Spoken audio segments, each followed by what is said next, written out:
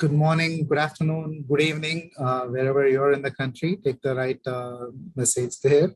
Thank you all for being calling in and being part of this webinar program again. First of all, as you all know, the US Senate recently passed the infrastructure package bill, and that will have some major implications on our regional and local planning arena. The bill actually has two different parts. One part is the full 5-year reauthorization of the transportation funding. It's going to reauthorize the FAST Act, and also a supplemental infrastructure bill. Both has made important reforms and have put planning efforts as a priority. So with an effort to keep all of us with the happenings of what's happening around, the APA transportation planning divisions in combination with the APA's public affairs program combined together and wanted to bring you this legislative reform update. This is the second webinar of this series. We would like to keep continuous update as we move forward. Next slide, please. So, and most of you are familiar with the Planners Advocacy Network. This is a national network of all the planning advocates that we can come together and share the voice of what we would like to be done. There are multiple things we have been doing in this program. Please go to this website provided there, planning.org/advocacy, and you can join that program or join this advocacy network. That would be great. If you are already not part of the network, please go ahead and sign up on this. Also, this is jointly presented by the Transportation Planning Division. If you're not yet part of the Transportation Planning Division, APA's Planning, American Planners Association's Planning Division, please become part of that also. So with that, I would just like to go ahead and introduce ourselves. We have Emily Pesci, who is from the Public Affairs Office of APA. She is here to coordinate and manage all the programs and also be my technical support here. I am Madhu Narayanaswamy. I'm a transportation planner, work for a company called SNB Infrastructure. I'm also the vice chair for the Transportation Planning Division. And with us, we have Jason Jordan, who is going to take on the major portion of this program. Jason is the Public Affairs Director of American Planners Association. He leads our government affairs, policy, and advocacy efforts of our association. This also includes all the development of APA's policy guides, which many of you would have seen and used in various parts of your career. He also represents APA with the congressional offices, federal agencies, and other partner organizations. He also provides us the strategic guidance to volunteer leaders on policy matters at all the different levels, national, state, and local. There is a Q&A box at the bottom of the screen or on the Zoom screen, however you see. Please feel free to type in your questions as you see come in. After the initial brief overview, we will go and answer all those questions and answers. With that, I will turn over to Jason. Please take us through that. Thank you, Madhu. We really appreciate the partnership with the Transportation Division, and it's a great delight to be with everyone today to talk about this fascinating and important piece of legislation. As Madhu mentioned at the outset, there's sort of multiple pieces that we need to unpack a little bit when we talk about the infrastructure bill. There's really sort of two tracks happening, and I'm going to talk a little bit about both what has been done and what looks likely in the near future. The bipartisan infrastructure bill that passed the Senate, a strong bipartisan vote, 69 votes in favor. The technical name for it is the Infrastructure Investment and Jobs Act. It's actually comprised of two pieces. One is, as was mentioned earlier, the full surface transportation reauthorization of the FAST Act. It's a 5-year reauthorization. And then secondary to that, or aside that, is supplemental infrastructure funding that covers areas beyond transportation. We'll talk about some of those as we go through the program. That's the piece that passed the Senate, currently pending in the House. Alongside that, though, is a process known as budget reconciliation that would, if it's used, would be used only on Democratic votes, right? So it would allow the Democrats to get around a potential filibuster in the Senate and pass pieces of the American Jobs Plan from the White House that couldn't be included in the infrastructure bill because there wasn't bipartisan agreement on those things. So I'll talk more later on the program about some of the transportation related pieces that could likely end up in a reconciliation package. So kind of where we stand, as I mentioned, the Senate has done its heavy lifting in terms of passing the infrastructure bill. It also passed the first stage of the reconciliation process. So without turning this into a deep dive on congressional procedure, reconciliation starts with a process that provides an overall funding amount and instructions to committees.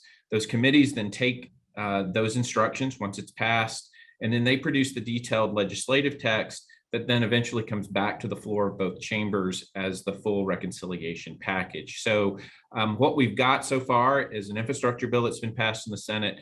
The initial reconciliation resolution passed in the Senate. We're pending that floor vote in the House on the infrastructure bill, and then a series of actions related to reconciliation in the House. And then once they do that work, then we'll move reconciliation in both the Senate and ultimately to the floors of both chambers. Because I know many of you have watched our programs or read about these bills elsewhere, you know that there were earlier bills related to reauthorization that were moving around in the Congress. And I thought it was useful just to let you know kind of what happened with those. How did we get to where we are now? So you may remember that two Senate committees, the Environment and Public Works Committee and the Commerce Committee, they have jurisdiction over reauthorization along with the Banking and Finance Committees.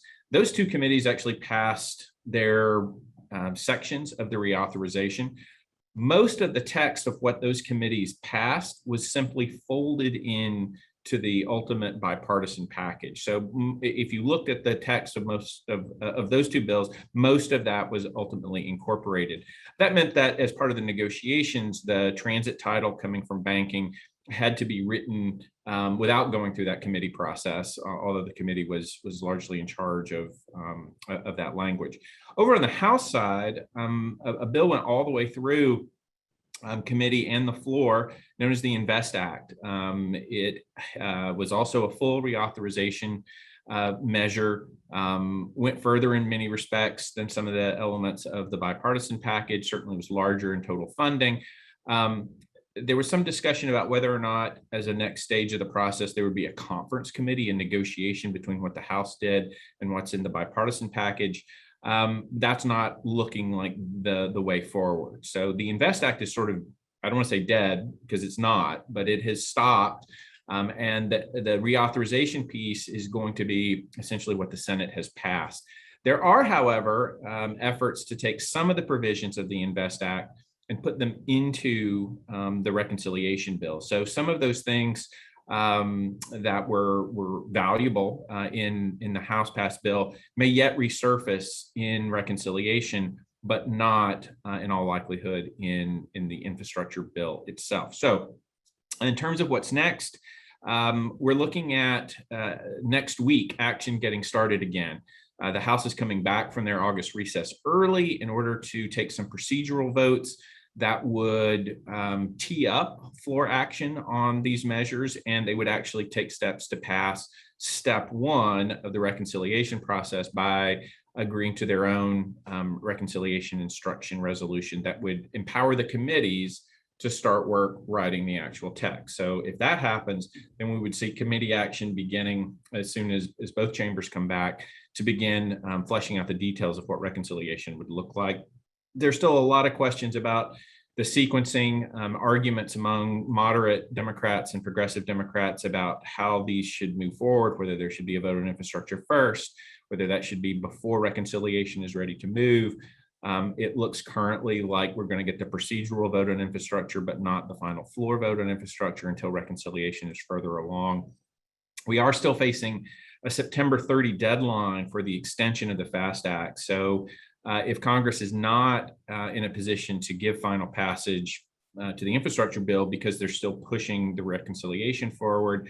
I think it's possible that we could see an extension. We are anticipating that the reconciliation process will take longer than the end of September and perhaps as long as the end of the year. So we could be looking at an extension period, but it does look like we're going to get the infrastructure bill passed, and that will include the reauthorization without a great deal, if any, and I think no amendments in all likelihood, so that it doesn't have to go back to the Senate, which is part of the reason why we wanted to take the time today to really unpack what's in that Senate bill, since it's likely to be the law that we're dealing with in fairly short order. The bill itself builds on the base program. It's not root and branch change, although there are a number of new and important elements that speak to planning priorities scattered throughout the bill.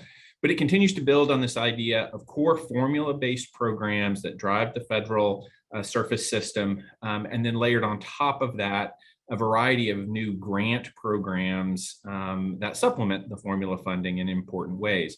You can see that the items there that are sort of in the orange color are new elements that are added in this legislation. So in addition to the Surface Transportation Block Grant Program, Planning, Safety, CMAQ for air quality, and the Freight Program, we now will have a new carbon reduction program and a new resilience program known as PROTECT. You will see on the grant side that there are a number of grant programs that actually supplement some of the pieces that we're familiar with on the formula side. So I'm going to sort of go through some of the more critical pieces as it relates to planning and give you some more details on exactly what's in some of the changes in the formula program and some of these grant programs. Let me start, I guess, with the overall sort of funding picture. The bill certainly provides across the board increases in baseline funding. So baseline increases for the 5-year reauthorization, and then increases beyond that in terms of the supplemental funding that's available. So it's a full 5-year surface reauthorization, $550 billion in additional infrastructure spending beyond that reauthorization amount. Overall, it amounts to about a 49% increase over current funding levels for transportation-related infrastructure. Planning sees a fairly significant increase from FY20 levels. So these are the funds that go directly to MPOs for and state DOTs for planning work. If you look at the end of the 5-year window versus FY20 levels, it's a 32% increase in planning, and in large part, that's driven by some new requirements and work that planning will be asked to take on as it relates to things like resiliency and climate change, electric vehicles, et cetera. There's a new sub-allocation for smaller communities, which weren't previously given direct sub-allocation in the previous bill. And that's sort of a theme here. In a number of these programs, there's an increase in what's known as sub-allocation, which basically means pushing money directly down to MPOs or local governments and not having it simply be a state pass-through. We see that in the Transportation Alternatives Program. I'll talk more about the other reforms in the TAP program that funds biking and walking, but there is a significant sub-allocation increase as part of that program. There's a direct allocation for regions and localities in a new congestion relief program, $250 million over the course of the 5 years, $50 million per year. A lot of direct opportunity for plan implementation in those dollars. There's also a local and regional set aside in the new carbon reduction program. So that's climate change related funds, planning related funds aimed at resiliency and climate that would flow directly to regions and localities. And we also see similar planning set asides in the new Reconnecting Communities program, the equity focused program. We'll talk more about that in just a minute. And then there's still a look forward in terms of how we will continue to pay for our investments in infrastructure, looking at the viability of VMT levy as a replacement or supplement to the existing gas tax. So there's a national pilot program that's also part of the package. Um, Let me talk a little bit about climate change. And this was, of course, one of the pillars of APA's advocacy in the legislation. I'm calling for the program to directly tackle the climate crisis. The bill doesn't go as far, of course, as some climate advocates would like, not as far as the House passed reauthorization did, but there are some significant components related to climate change in the bill. You can see many of them listed here on the slide. The core really here are a handful of elements. One is a new combination formula and grant program, nearly $6.5 billion. That's the piece that includes program funding that is sub-allocated to regions and localities that's focused on carbon reduction initiatives. It includes a lot of eligibility specifically for projects. So there's transit potential, for instance, in how some of those dollars could be used, other sorts of project-related funds. Sitting alongside that formula program is a resiliency-focused program known as Protect, and it includes both a formula component as well as a competitive grant component. It also includes a specific set aside for planning, so $140 million a year related specifically to supporting resilience-related planning as part of the Protect program. So that's separate from the project dollars that would go out via formula and via grants. There are a number of elements related to electric vehicles, both formula funds as well as grant-related funds. This is an area where we're likely to see additional support coming for EV implementation and planning as part of the reconciliation package. So this isn't nearly as much as the White House had asked for electric vehicles, but it is a substantial new program, again, with both a grant and formula program. And interestingly, the formula side is focused on supporting the planning of corridors where the charging infrastructure would be placed. So even though there's not a specific planning set aside, it's sort of premised on the idea of foundational planning related to those corridors. There are also some climate impact in changes to the purchase of zero emission vehicles as an eligible use in the CMAQ program, and some broader eligibilities in the Surface Transportation Block Grant Program.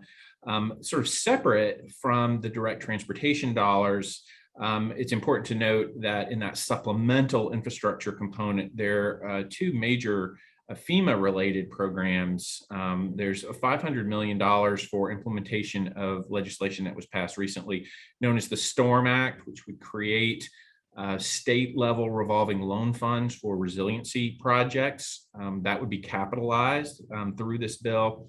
And then FEMA's relatively new BRIC program, again, focused on community resiliency, funded at $1 billion as part of this package. So that's in the supplemental side, not directly related to transportation, although there are obvious transportation eligibilities in both of those programs. Turning now to bike and pedestrian programs, largely focused here on changes to TAP, to the Transportation Alternative Program. Reform legislation that had been kicking around Congress for a few years was largely just incorporated into the bill. So it increases overall TAP funding to 10% of the Surface Transportation Block Grant Program. That's really significant, even beyond the idea of the additional dollars that will generate. Advocates had been pressing for a long time to get the TAP program pegged to a percentage so that as the program grows in future years, there's this precedent of the TAP program growing proportionally as a percentage takedown. The previous compromise in the FAST Act was to raise funding for TAP, but to cap it at a set level as opposed to a percentage. So this is a significant increase.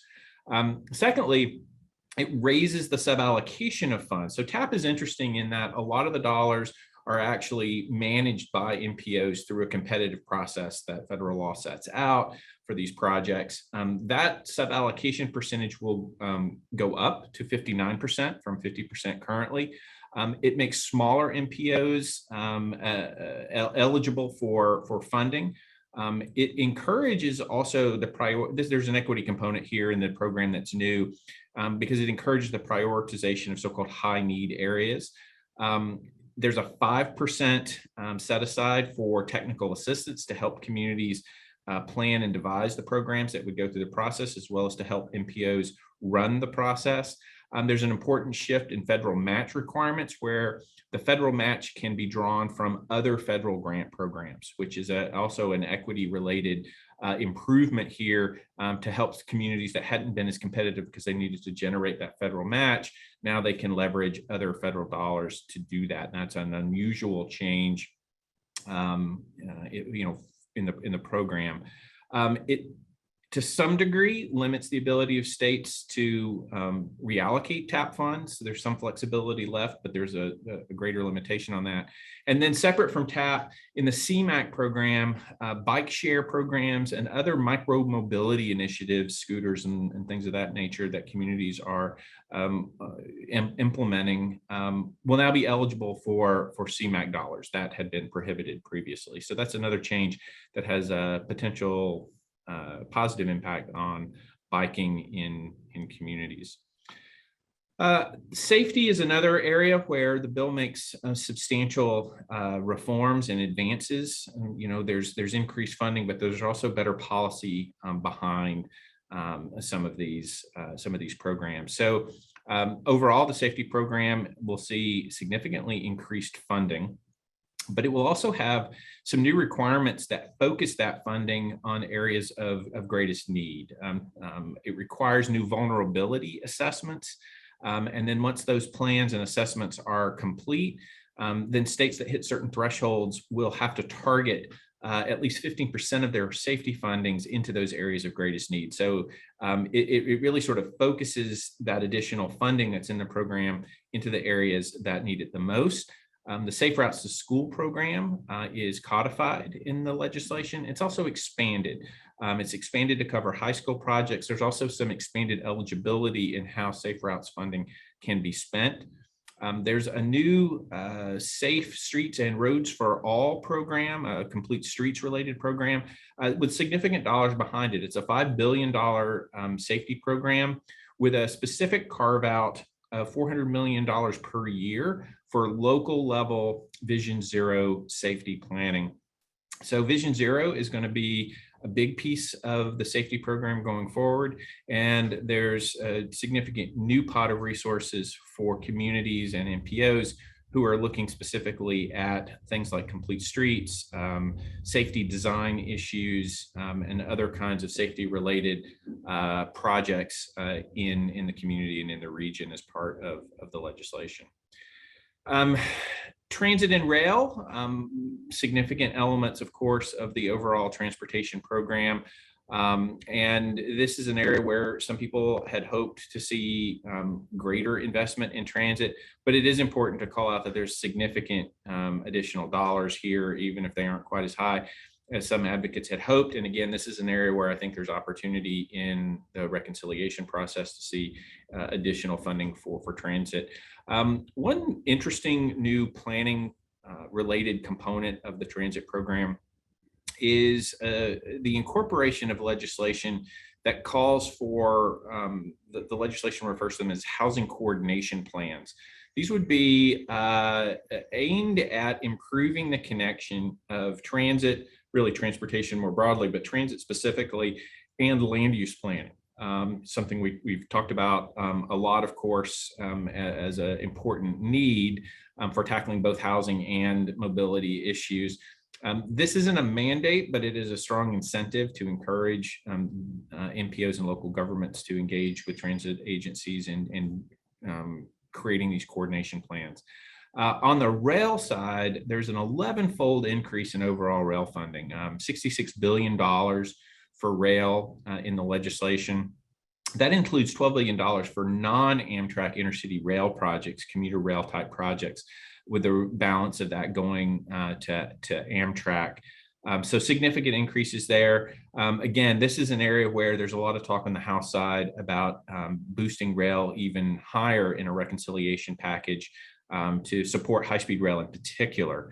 In terms of the increased transit funding, there's an annual funding increase, as well as separate increases for the New Starts program, other capital investment grant programs. So you're going to see an annual increase in the amount of capital investment grants that are available, as well as a fairly significant one-time supplemental infusion of funding into New Starts and capital investment grants.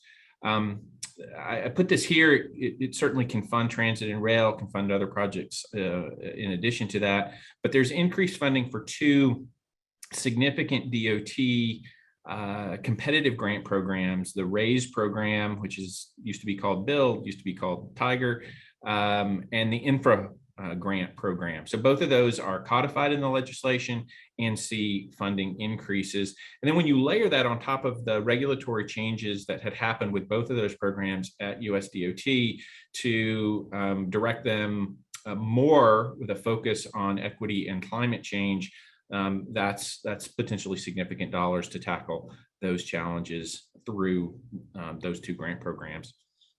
So while we're talking about equity, one of the sort of hallmark equity programs here that the administration had pushed for is the Reconnecting Communities program, brand new program, really aimed at tackling equity issues that were driven by past infrastructure investments, where neighborhoods were segregated or divided by interstate highways or other federal projects.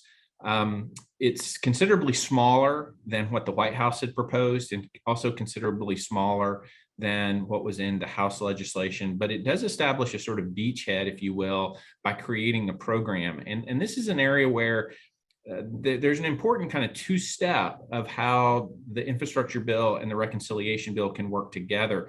The infrastructure bill establishes the policy of this program. So it creates the program in statute.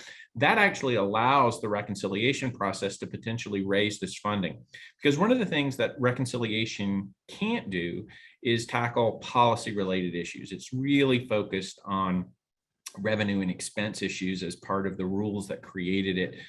It is known as budget reconciliation, so that's a big component of how it works.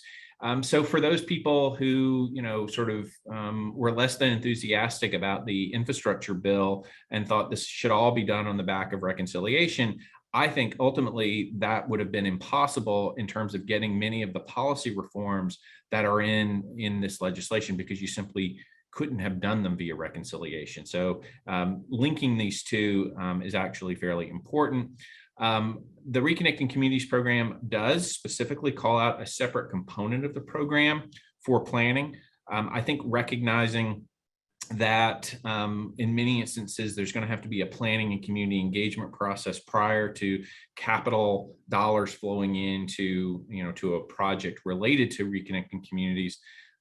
So that's an important set aside. I mentioned already that there's some equity targeting in the TAP program that's new. That also extends to the safety program through that vulnerability assessment and targeting.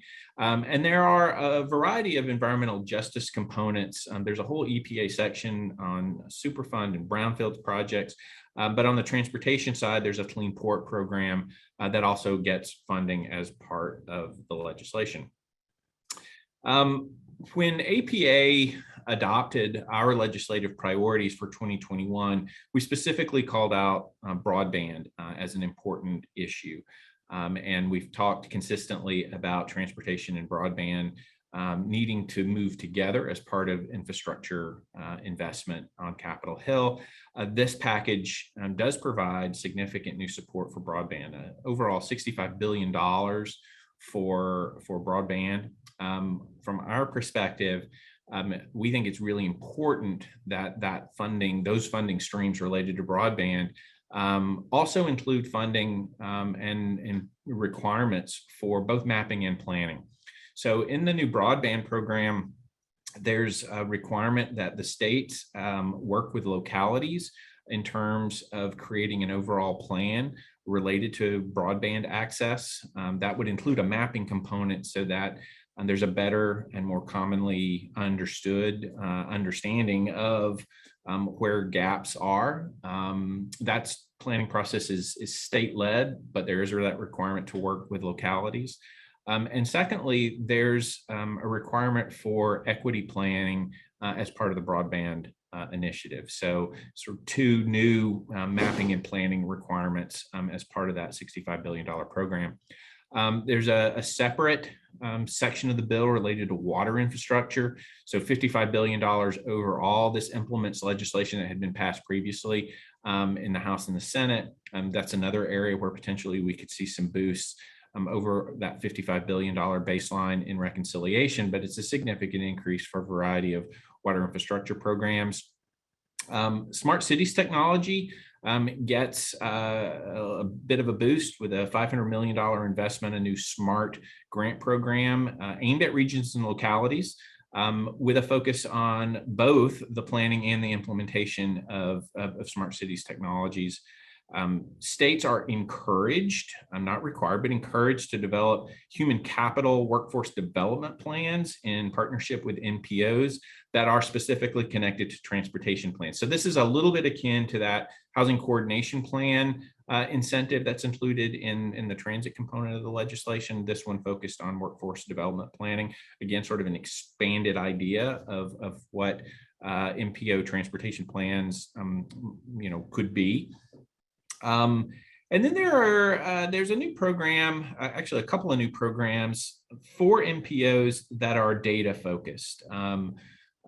One is focused specifically on accessibility issues, creating data projects that help create a better understanding of access related to transportation plans and projects. And then one that's and then a program that's focused more on travel demand data and modeling. So two new kind of data-oriented, future-focused, really pilot programs in the legislation.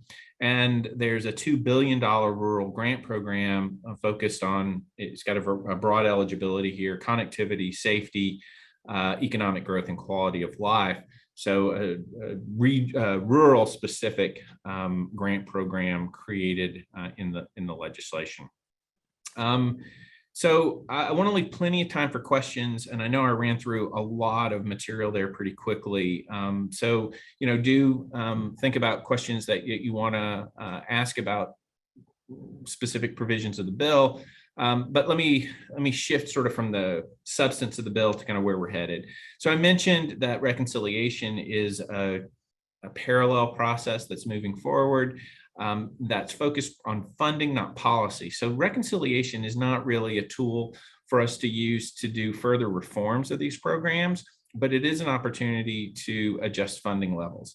And the three areas, kind of four really, depending on how you interpret the word transit, but they're really these small handful of areas on the transportation side that I think there's likely to be a strong push to increase funding in the reconciliation process. One is that equity program, Reconnecting Communities. There is going to be an effort to raise overall funding levels for that program.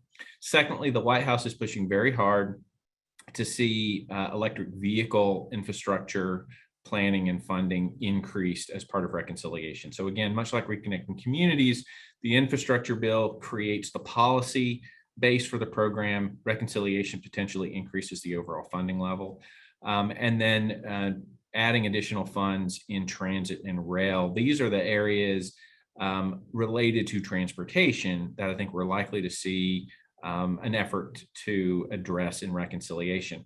This is a webinar about the transportation and the infrastructure components, but I really do need to mention, since we're talking about reconciliation, that there are some other elements that are important to APA, important to planning, that could potentially be part of the reconciliation process. First and foremost, really, is an effort to tackle the housing crisis, specifically through zoning reform. And there will be a big push. It was actually in the Senate resolution that was passed along with the infrastructure bill, the reconciliation resolution, that directs the banking committee to look at this issue of zoning reform, federal incentives, federal support for zoning reforms. That, we believe, sort of translates into legislation that had been introduced previously known as the Housing Supply and Affordability Act, which create a new HUD grant program to support communities undertaking zoning reform efforts. We also expect that there'll be a series of climate change focused provisions in reconciliation, I think more aimed at the energy sector than the transportation sector, with the transportation elements largely being EVs and transit, but likely some important energy related provisions in reconciliation as well. So going forward, we're going to be keeping our eye on transportation, housing, and climate elements in that reconciliation process.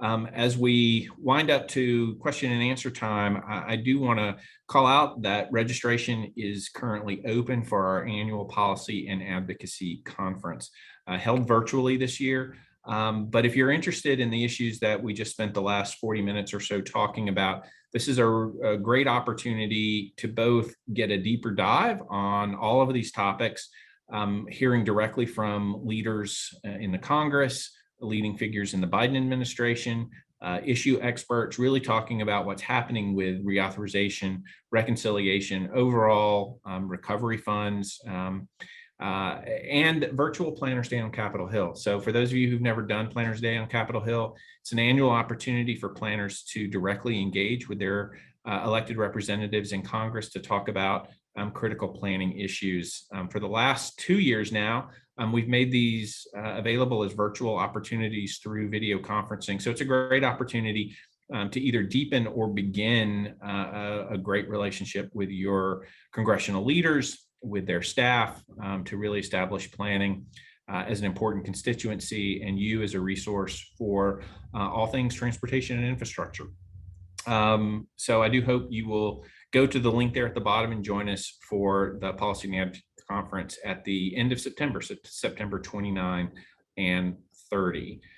So now we have plenty of time for your questions, comments, reactions. I'm happy to try to add as much color and specificity as we can. And I'll turn it back to Madhu to lead us through questions and answers. Thank you, Jason. That's a great summary. Folks, if you can use the Q&A box on the bottom or the chat feature, either one I'm able to get and read through the questions. The questions I've been getting are, we'll start with this one. So Jason, will you be able to speak a little bit about the earmarks? As you know, in the House Appropriation Bill, there are a lot of transportation earmarks that is not in the Senate Infra Bill. What is going to happen with this? Yes, great question. There's a lot of conversation about how earmarks will be handled, and there are more questions than answers. It does not appear that there's going to be an effort in the House to add those earmarks back to the infrastructure bill that came over from the Senate. So they're going to be looking for another vehicle to move those same projects forward. So there's an agreement not to cut those earmarks or forget them since the House bill didn't move forward, but we're likely to see them attached in the appropriations process. So that's kind of a third track. I know this gets kind of confusing. That's also happening at the same time, so that, you know, you've got the infrastructure reauthorization, you've got reconciliation, and you've got appropriations. Appropriations being sort of the annual process of funding all the federal programs and agencies. There's already an earmark process baked into the appropriations cycle this year. So it's likely that they'll be added there as part of that process. There is some possibility that they could be added to reconciliation.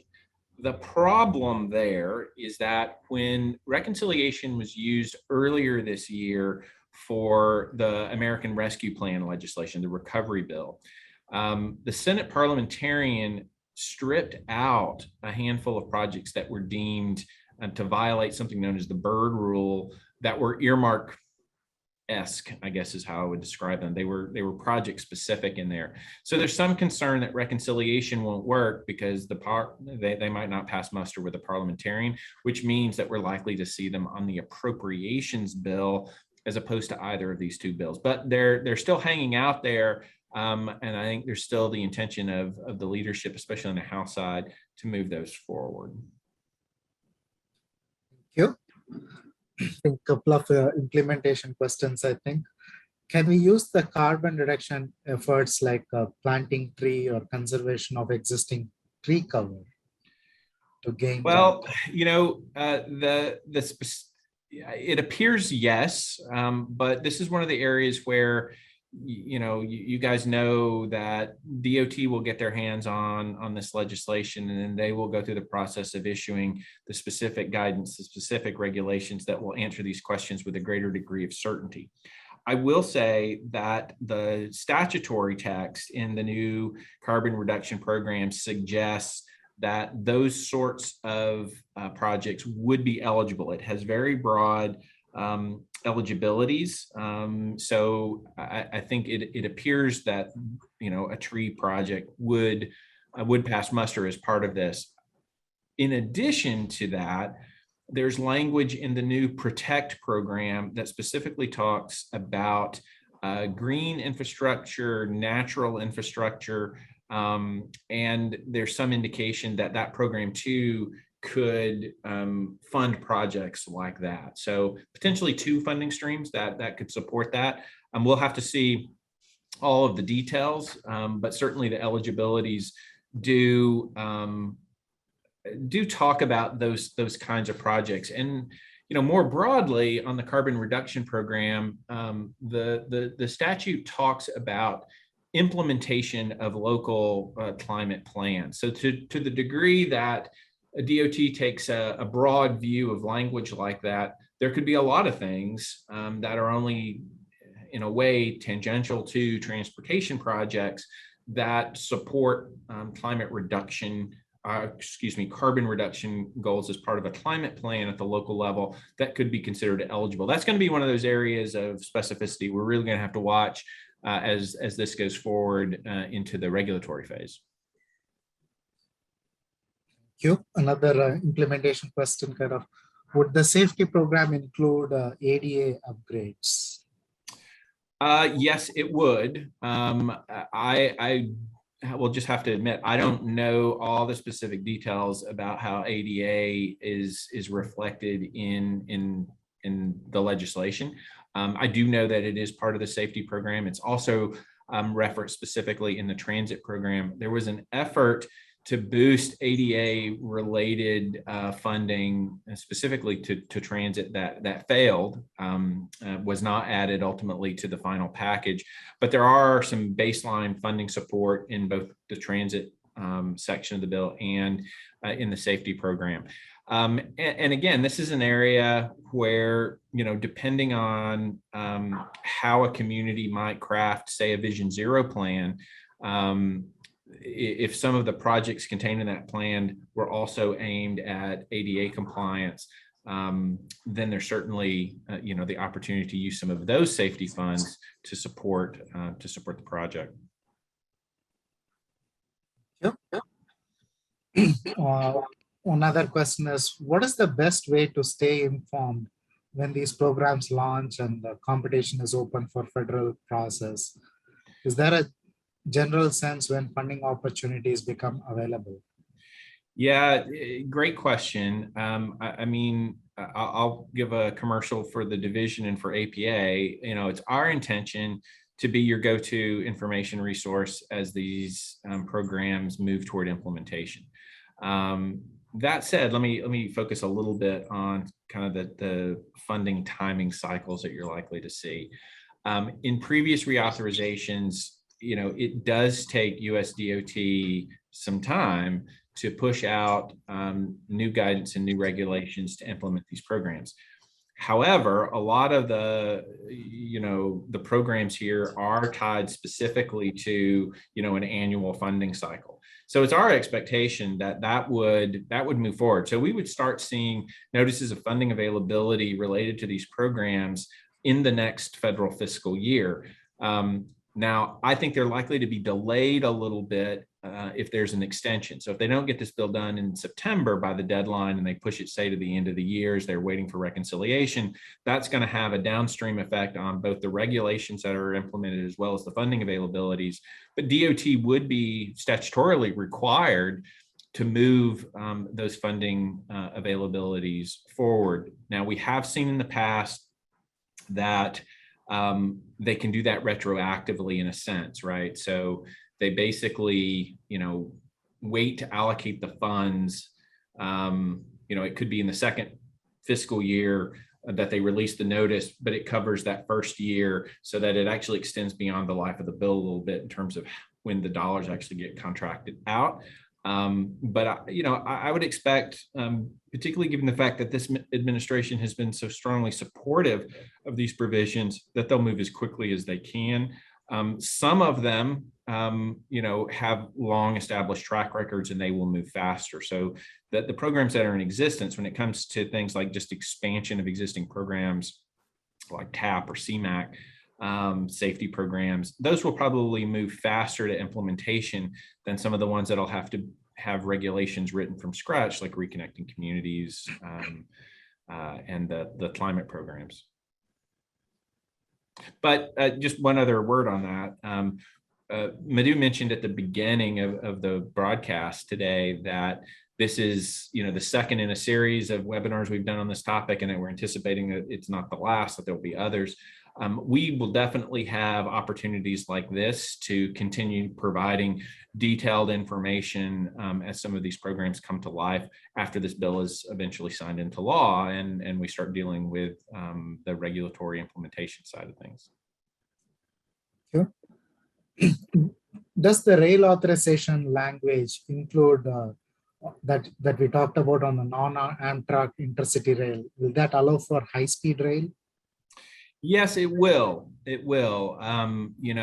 Some of that is, I don't want to say left to Amtrak's discretion, but Amtrak has provided a lot of discretion in the legislation. So, what they choose to do with a set aside amount of money for the Northeast Corridor, for instance, it's going to be, part of their overall plan that will be implemented.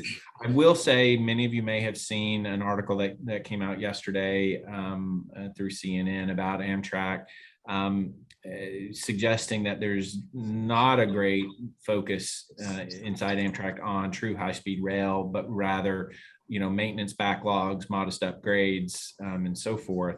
We'll have to see. As it relates to the inner city non-Amtrak rail side, that's where there frankly would just be more opportunity, really, sort of region by region, to compete for those dollars and implement projects.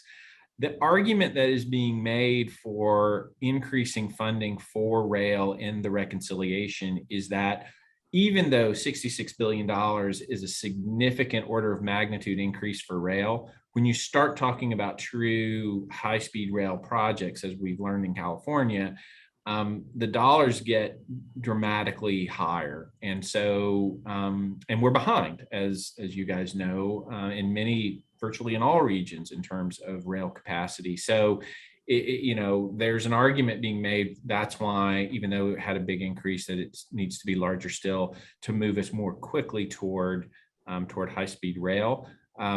I'll be honest, though, that there's a lot of pushback on that idea. And, the talking point that I used about an 11-fold increase is going to be used to argue against that sort of increase. So this is, transit and rail were the last areas of agreement in the bipartisan infrastructure package. Those were the things that were being argued and debated right up until the very end. And I think that's a reflection that there's still debate to be had, even in the reconciliation, about what more needs to be done on rail and transit. That's, of course, going to be a Democrat-only debate, unlike the Senate bill, because it's on reconciliation. So I do think we'll see some more rail funding in the reconciliation.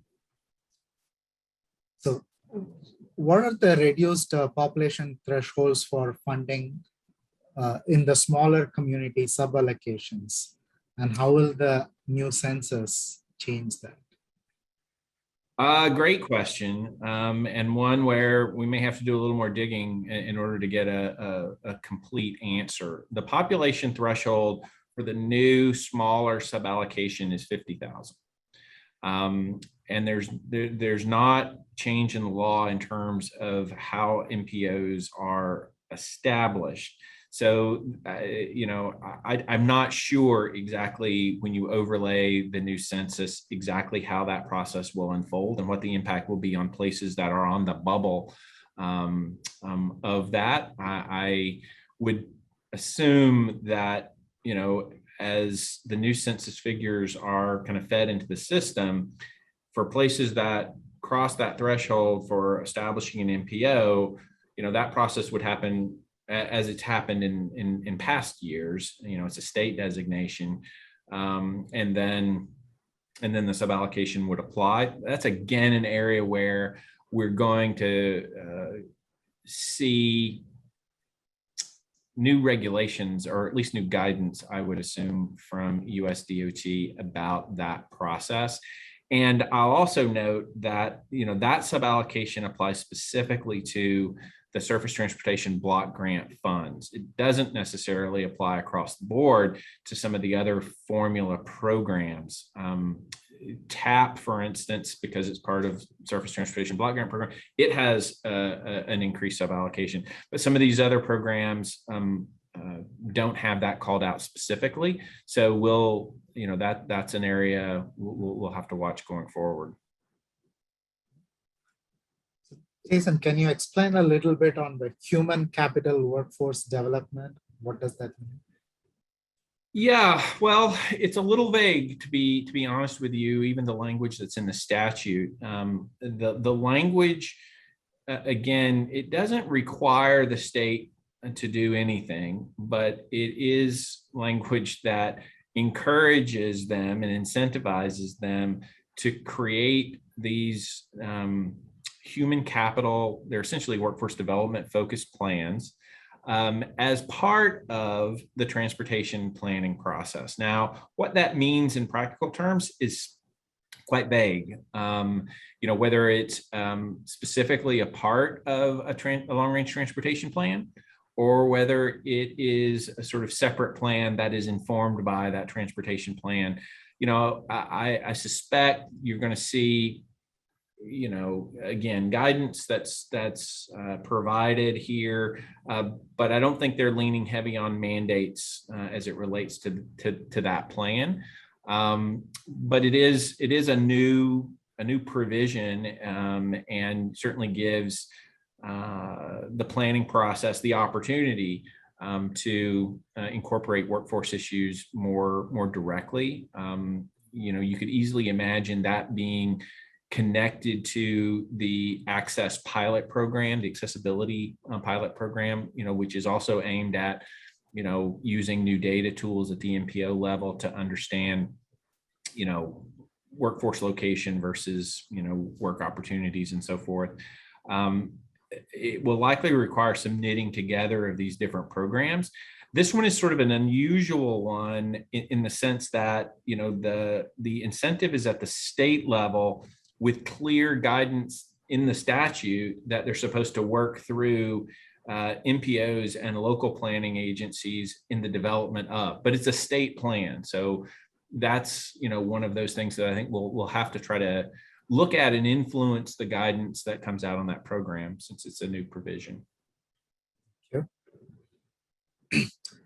We are hearing that U.S. Army Corps has been appropriated funds to use to address the resiliency and climate change with focus on infrastructure. Do we know how that is different, or is that what they are going to do? Well, I don't have a lot of detail on that. I can confirm that is in the legislation. There is a separate section of funding specifically for Army Corps related projects with a climate lens on them. It is separate. It is completely separate, though, from the PROTECT funds or the carbon reduction funds that are in the transportation program. So when you think about how this bill will move forward into real dollars and real projects, DOT will control a great deal of it and run the transportation pieces, but there are other sections of the bill that relate to the Army Corps of Engineers, EPA, the Commerce Department. I mean, virtually any federal agency that currently deals with infrastructure has, something connected to it in here. So the section that's related to the Army Corps does receive additional funding. So that supplemental infrastructure section of the bill does fund Army Corps projects and does have climate and resilience provisions on it. I'll just have to admit, I don't know the Army Corps provisions of the legislation as well as the DOT provisions. So I'll have to look at that, and we can, post or follow up with the person who asked that question. We are hearing that the state agency contacts that the water-related funding would have beefed up American iron and steel requirements. Do you have any insight into what additional requirements this would include? I really don't, unfortunately. That's another area we just haven't unpacked completely yet. I am aware of the provisions, the water infrastructure provisions, just to speak to those sort of generally for a second. They focus on the existing core loan funds that EPA runs for drinking water and for clean water. In addition to that, there are some of the new requirements that the questioner just referred to, as well as additional programs. So I mentioned some of the FEMA related programs. There's also a flood program that receives additional funding here that are more hazard related. There's, the president talks specifically about lead remediation in the release of the jobs plan. That's in here, and I'll take a harder look at exactly how that funding is likely to be distributed. That again is likely to be an area of further guidance coming from the relevant agency, from EPA in that instance. But we'll look into that and we'll post some information about that. One other, Madhu, I'm sorry to interrupt you, but just on that line, I didn't list it here in the slide about reconciliation, but that's another area where there's a strong constituency in the House for increasing baseline funding related to that initiative. So we could see more dollars come through reconciliation on lead pipes. Thank you. Next one is regarding the bike ped provisions that are in the infrastructure bill. Are they going to get direct funding, or is it going to be a competition with the Vision Zero and the TAP funds?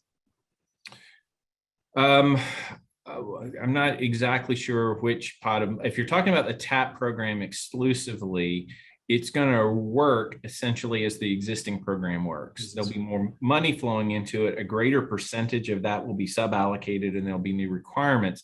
But it still envisions that kind of tiered state and MPO implementation structure. It simply empowers the MPOs more by giving them more money, more control, and allowing smaller MPOs to participate in the process. If you're talking about how those funds could be connected to the new like Vision Zero, Safe Streets, Complete Streets funding, those are likely to be separate programs, which is kind of a pain, I realize, for communities, having to blend and deal with requirements and so forth from two different transportation programs. But that's how the law would be set up, so that TAP would continue to flow, as TAP funds as a drawdown of overall surface transportation block grant funds. The Vision Zero comes through the Safety Corps program, and has this new Safe Streets program that would be implemented by DOT in a way that, we have the outline of what it would look like in the statute, with the set aside for Vision Zero, support for Complete Streets work, and then, a sort of broader formula funding for Safe Streets. I hope that answered the question. I'm certainly feel free on any of these. My email is there at the bottom of the screen. hit us at government affairs at planning.org, and we'll follow up. My personal email is jjordan@planning.org if you want to reach me directly. If I didn't quite get to the heart of the question that you're answering, we're happy to follow up with anybody to try to get more details for you. Yes, a quick time check. I mean, we are just a minute past the time we said. Do you have a few more minutes, Jason, to wrap a couple of questions? And sure, let's take a couple more and then we'll wrap up. And then any questions that are in the queue, we'll follow up with those folks separately. yes. So are there any detail on the bill regarding updating zoning? Well, in the infrastructure bill, no. Zoning isn't a part of that bill. We're likely to see the zoning language incorporated into reconciliation. So the next step in that process will be the two committees of jurisdiction, the Senate Banking Committee and the House Financial Services Committee, will take those reconciliation instructions and write them into the specifics of what will go forward.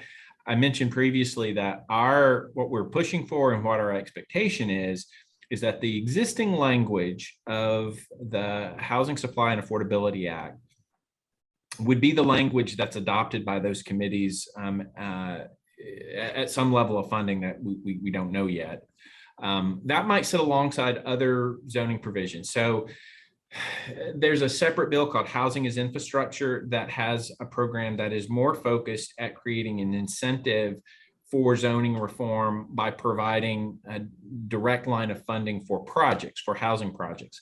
The difference between that approach that's being led by the chairman of the Financial Services Committee, Maxine Waters, and the Housing Supply and Affordability Act is that second program, HSAA, focuses on providing grants to help communities do the planning and the regulatory overhaul work for zoning reform itself. So Part A presumes that you will do it and you get financial incentives to build more affordable housing on the back end.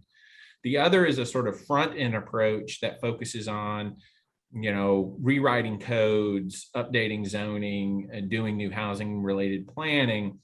We think both are useful, but it's important to have that upfront support. So that's what we're pushing for. That would be incorporated into the reconciliation if we're successful. And you will see a lot more from APA on advocacy related to that as we move forward. The last question I want to put forth is, what are some programs where you think the funding would be reduced in the reconciliation process?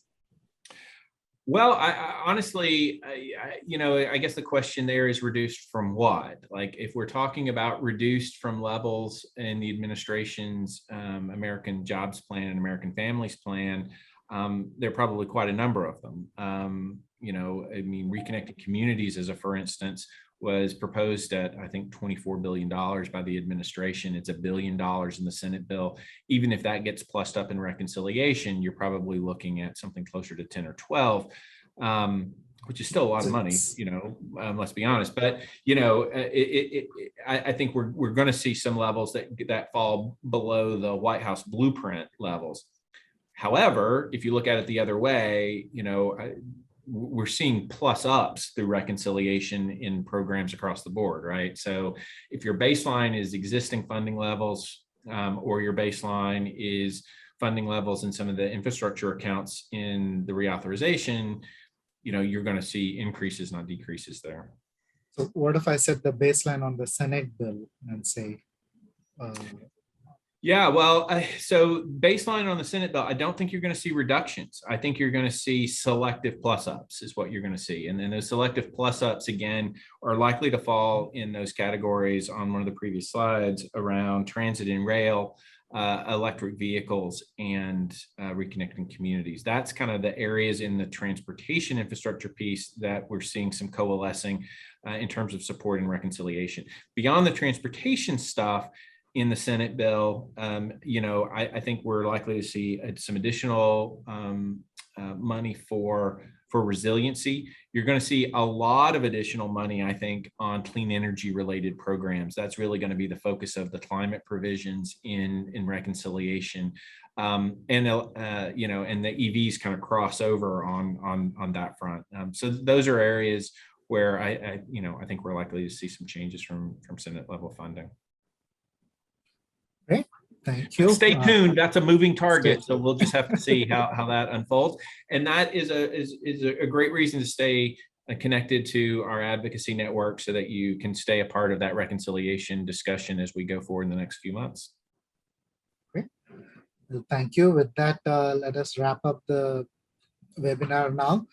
There are still some questions unanswered. We'll try to follow through with that via personal emails or however we can get those addressed.